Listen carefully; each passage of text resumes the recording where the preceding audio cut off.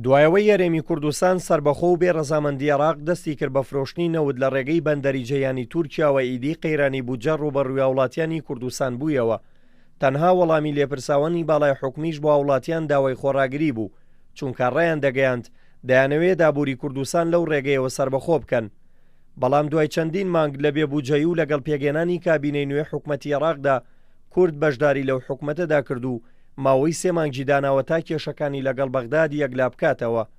یاسای نەوت و گاز زیاترین کێشەکانی نێوان بەغدا و هەرێمە.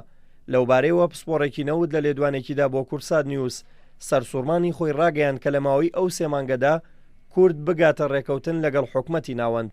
دەژڵێت فرۆشتنی نەوتی هەرێم بە سەرپەرشتی کۆمپانیای سۆمۆ وەک ئەو وایە کورد هیچی نەکرد بێت.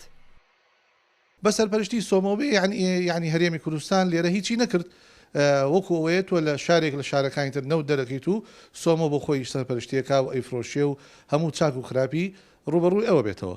ئەمە لێرەیە بۆ ئێمە زەرێکی زۆر گەورەیە. ئێمە هەموو هەوڵ و تەقەلاکامان ئەوەیە کە لە نیهایەتی ئەم ساڵە کە هێشتا 3 مانگ و دیوما بۆ نیهایەتی ئەم ساڵ ئەم جا بگاتە 400,000 بەپی هەموو راپۆرتەکان ئاوهاڵێ. ئەمە جگەلەوەی کە بۆ وەکارهێنانی ناو خۆمان ئێمە ڕۆژانە کەمیەتێکی چاکمان پێویستە. ئەگەر بە 200,000 و بە 200,000ەکەش ئەگەر بێت و ئەوان سەرپەرشتیان کرد، ئایا دوای ئەوە دوای 3 مانگە چییە بێ؟ ئەگەر دوای 3 مانگە بگەڕینەوە سەر خاڵی سفر، یعنی ئەوەی کە ئەو 3 مانگی کە لە بینمانە هەبوو ئەو ئینتاجی کە ڕۆی بە 200 بێ بە 100 بێ بە ملیۆنێ بێ بارچەنێ بێ ئەوە ڕاتە حیسابی سۆمۆ و ئەوە ئێمە هیچ حیسابێکمان لێ بۆ نەکرا. ئەندامێکی لیژنەی نەوت و گازیش لە پەرلەمانی کوردستان گەڕانەوەی فرۆشتنی نەوتی هەرێم بۆ ژێر سەرپەرشتی سۆمۆ بە گەڕانەوە بۆ دواوە وەسف دەکات.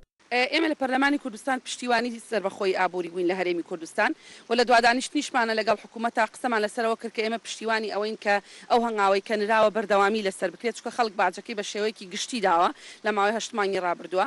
بەڵام بەداخەوە ڕازی بوون بەوەی کە لە 125,000 بۆ 150,000 بەرمیل ڕۆژانە لە بەندەری جێهان تەسلیمی کۆمپانیای سۆمۆ بکرێ بۆ فرۆشتن.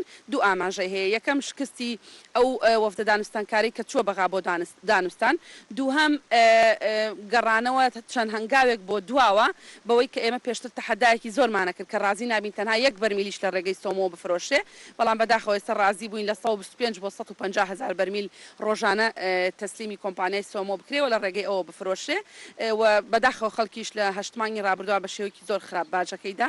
بەڵام ئەمە دەلالەتە لەسەر نەخوێندنەوەی واقعیانەی حەقیقی بۆ ئەو دۆخی کە ئێستا لە عێراق و لە هەرێمی کوردستانە تێپەڕ. هاوڵاتیانیش ڕای دەگەێنن کە هیچ خێر و خۆشییان لە پارەی نەوتی هەرێم نەبینیوە.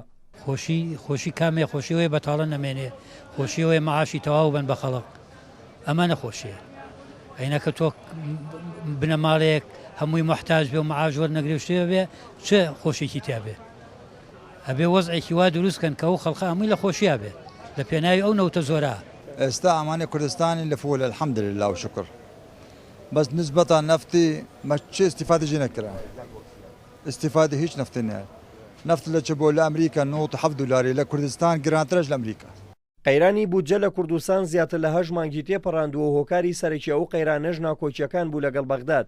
حکومەتی مالیکی کۆتایی هات و حکومەتەکەی عەبادیش دەست بەکار بوو.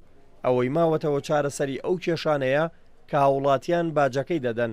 ئایا بڕیاری گەڕانەوەی هەرێمی کوردستان بۆ ئەوەی لەژێر سەرپەرشتی کۆمپانیای سۆمۆدا نەوت بفرۆشێت سازشە یان بۆ ڕازیکردنی دڵی سیاسیەکانی عێراقا یان بۆ ڕزگاربوونە لەو تەنگەژە ئابوورەی کە چەند مانگیەکە هەرێمی کوردستانی گرتووەتەوە و سیاسیەکانی گەیاندا ئەو بڕوایی کە بەبێ عێراق ناتوانرێت کۆنتڕۆڵی ئابووری هەرێمی کوردستان بکرێت. ئەمە ئەو پرسیارەیە کە وەڵامەکەی دیار نییە و هاوڵاتیانی لە چاوەڕوانیدا هێشتۆتەوە. دلێر کەمال، کورسات نیوز، سلێمانی.